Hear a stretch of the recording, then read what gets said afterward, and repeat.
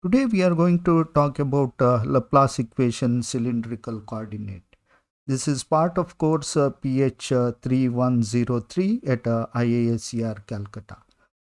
Earlier we have seen Laplace equation in the plane polar coordinate. This is a generalization of that. We have seen even more complicated in the spherical polar coordinate. Here we look at the Laplace equation in cylindrical coordinate. The Laplace equation, the operator, is given in terms of cylindrical coordinate r, theta and z is given by 1 by r dou by dou r of r dou phi by dou r plus 1 by r square dou square phi by dou theta square plus dou square phi by dou z square. This expression is exactly is the Laplacian in the plane polar coordinate, and this extra term is added in terms of z coordinate. Theta goes from 0 to 2 pi and r goes to 0 to infinity, while z is like a Cartesian z coordinate, and which goes to minus infinity to plus infinity. Now important thing to notice is that one may jump to the conclusion that this is a Euler operator. You multiply by r and pull it out, but it's not going to happen, because if we multiply by r square, there is this term which is going to create a problem, because we cannot separate this equation, and this simply cannot be written as a Euler operator. So we need a little bit more complicated differential equation. However, at present, since we do not know that part, what kind of a differential equation is going to come after separation, let's look at the terms which we can identify.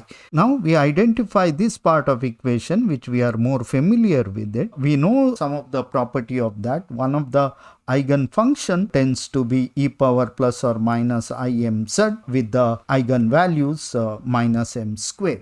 However, there is a problem here, is that in terms of the cylindrical coordinate system, z goes from minus infinity to plus infinity, and it is not periodic, and it has to go all the way till infinity, which makes this eigenfunction is somewhat difficult to apply, because it is an oscillatory function, and we may not have a oscillatory or periodic region like an angle which we have in the plane polar coordinate system. But of course, this differential operator has other eigenfunction. We know that the other eigenfunction is e power plus or minus kz, that is no complex term. It is other eigen function which can be also used. In this, there is no problem. It can go from plus infinity to minus infinity. In this case, eigen function is a plus k square. We can also use cosine hyperbolic and sine hyperbolic functions, which has a same kind of eigen function. It is essentially a linear combination of e power plus or minus kz.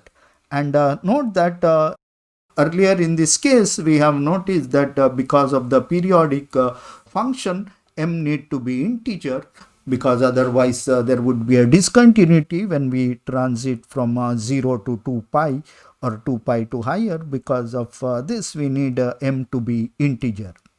In this case, it is not necessary m to be even discrete. It can be a smooth variable going all the way from 0 to infinity. Plus or minus is taken care by this plus or minus. And however, once we know that this would be handled in terms of e power plus or minus kz, let's look at another term, theta term, that is del square phi by del theta square. This is a periodic in theta. It goes all the way from 0 to 2 pi. Immediately we can come up with the eigen function in terms of e power plus or minus I nu theta, and it is same as earlier we have done. This is a theta is the angle which is periodic, and we can give oscillatory solution to this. In this case, eigenvalue is minus nu square.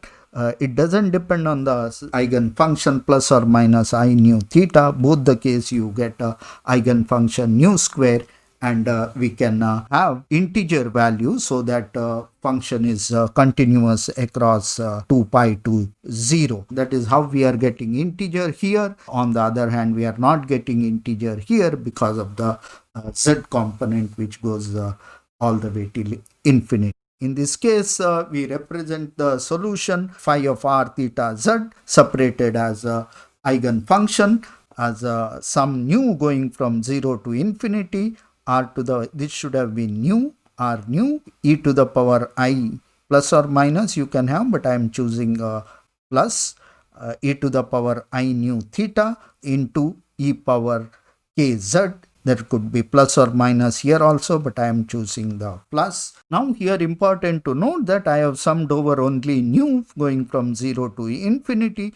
However, I have completely ignored the k here. It is simply because k is not discrete, it can't be summed over, it has to be integrated over, and it is somewhat tedious to write all these things, some integer and so on. Please keep in the mind that k continuously varies from 0 to infinity or minus infinity to plus infinity, and this is to be integrated. We are doing one typical case of k, and once we understand what it is, we can in principle apply to all the variations of k.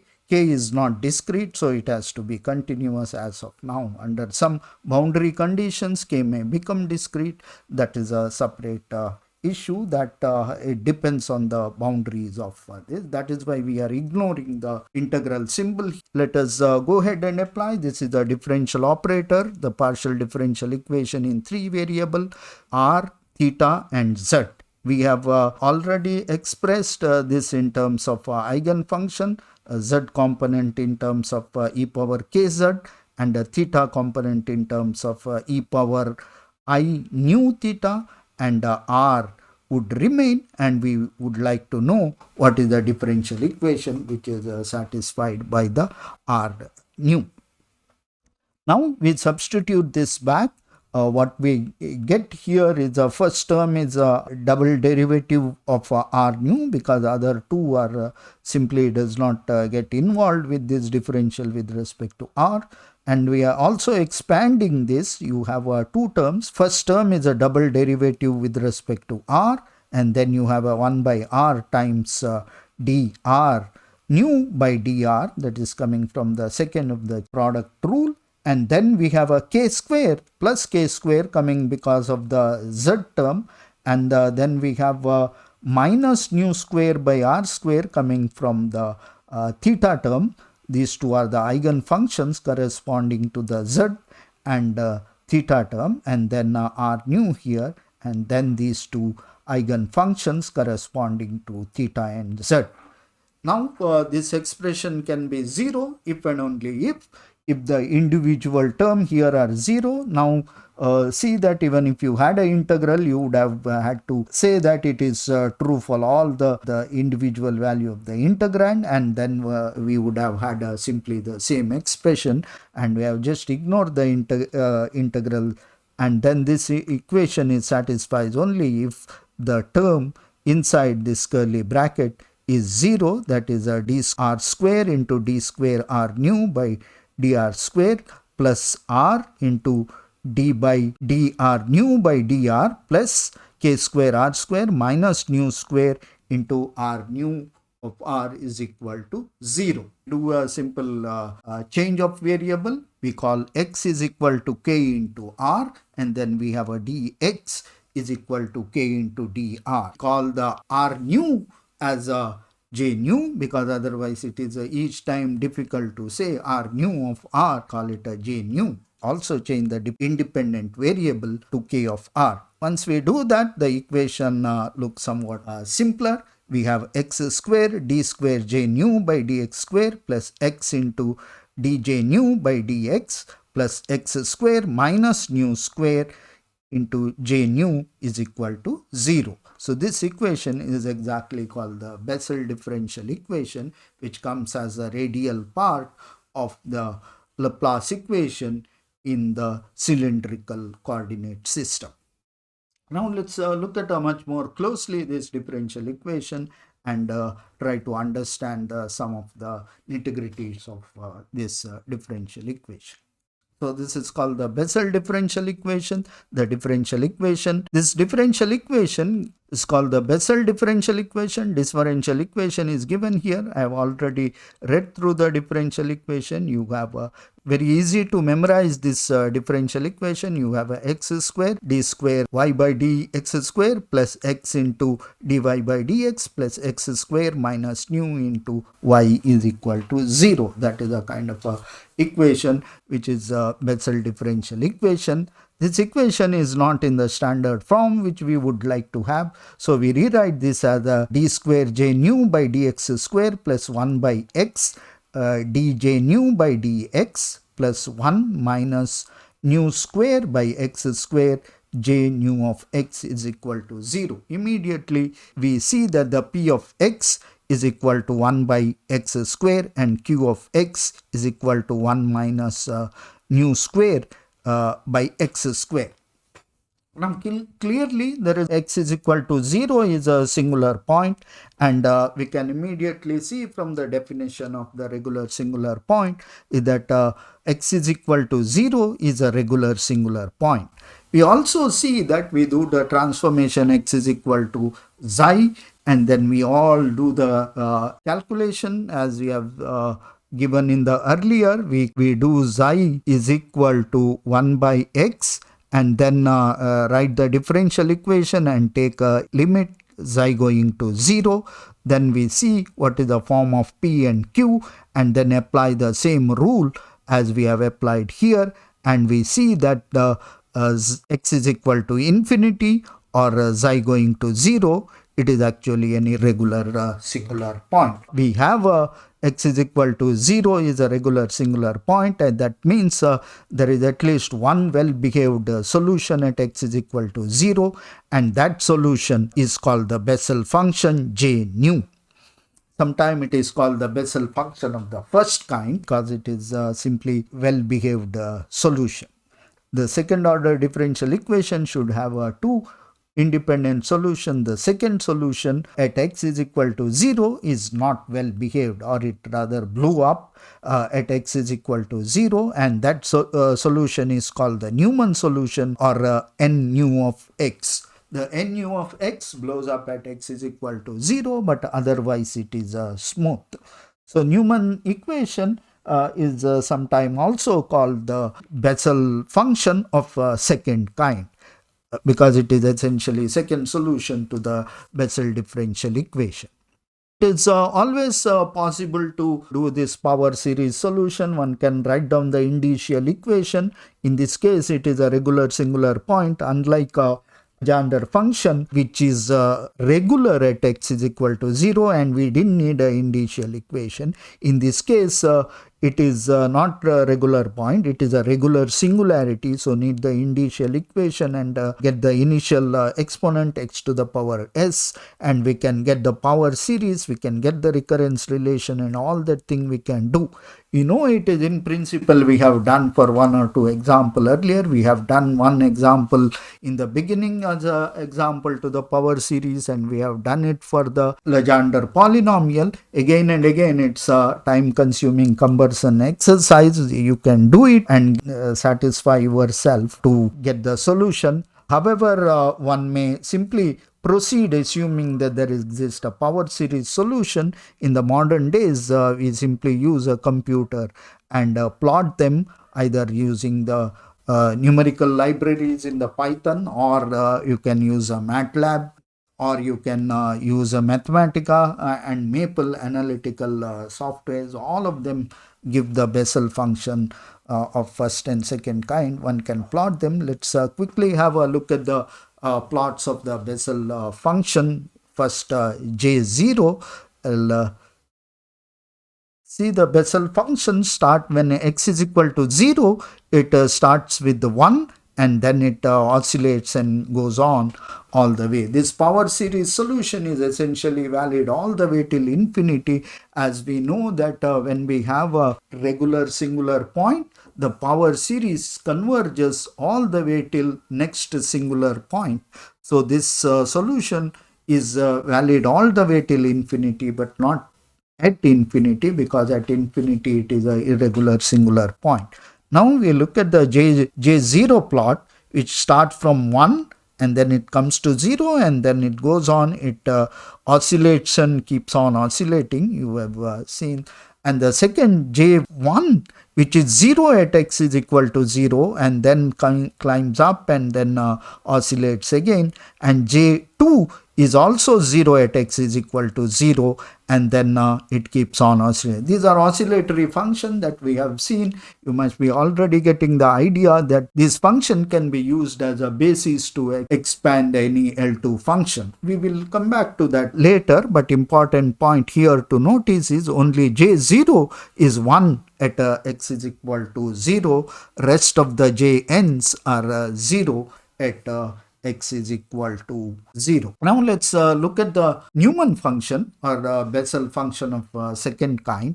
You know that it blows up at x is equal to 0. They are all infinity at x is equal to 0. All of the, no matter what is the n, n of n goes to infinity, if minus infinity for all the n at x is equal to 0. Other than that, it is fine. It is a well-behaved function at other point than x is equal to 0. It also has this oscillatory behavior for all the values, and then this is what it looks like.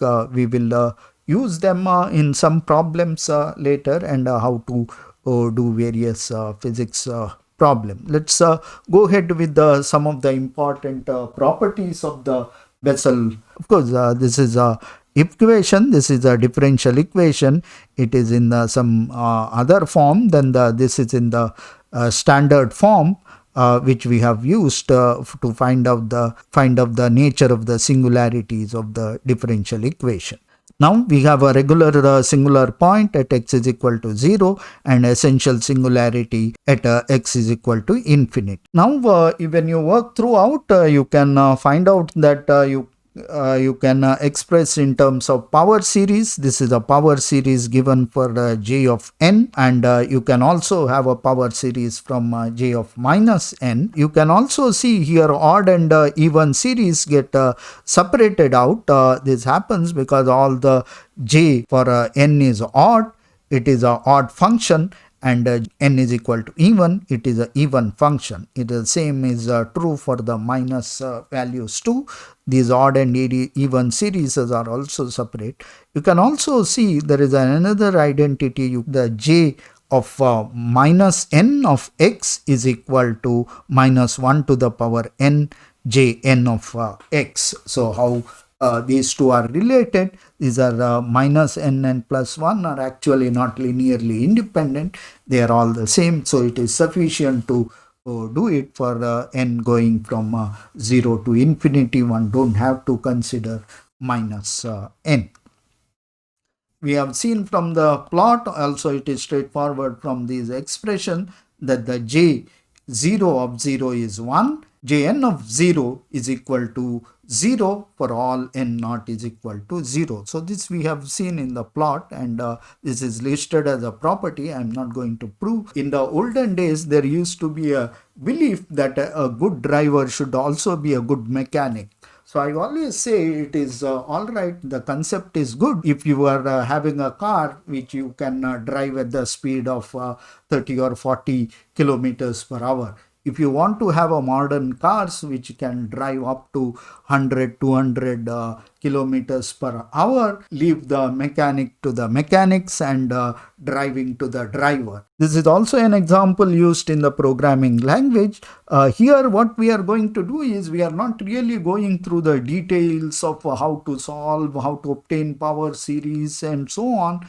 We put all them in the black box, and so that this is a solution to the differential equation. This is the differential equation, Bessel differential equation. This is a solution to the differential equation, and these are the properties of the solution. Now you go ahead and use it where you want to use it. You don't have to open the box and peep inside. You can see it, but then you have to have a very different attitude to solve this. Then you get into the mechanics, not the driving. Focus mostly on the solving power series, showing the exact this thing, exactness of solution, whether it is unique, and all such problems would be handled by those mechanics. On the other hand, drivers can take and drive along.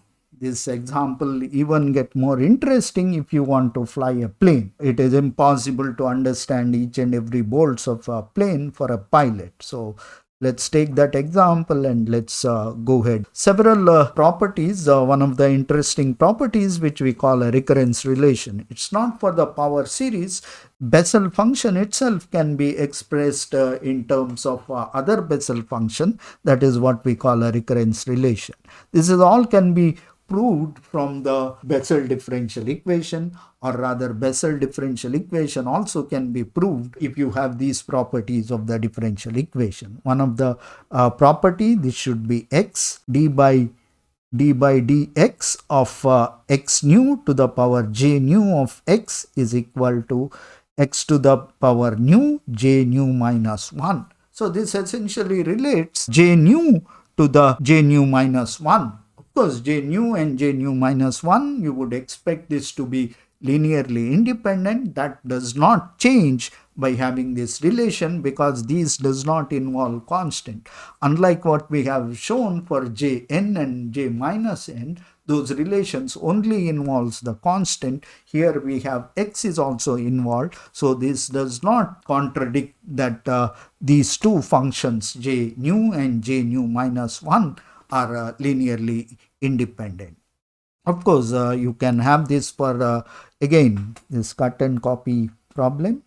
D by dx of x to the power minus nu j nu of x is equal to minus x to the power minus nu j nu plus 1. So these two are the recurrence relation. If you know one j nu, you can usually find out the other based on this relation. So for example, here is one simple way you can, it's a homework problem given here, show that it's a very trivial, it doesn't require you to do any algebra, you can straight away apply the above property and get this. Here the idea is to show that the j prime 0 of x is equal to minus j1 of x. This is no factorial. This is only an exclamation mark. It is not mathematical. The lecture we will go over some of the examples using the Bessel function, or how to solve some of the physics problems using the Bessel function.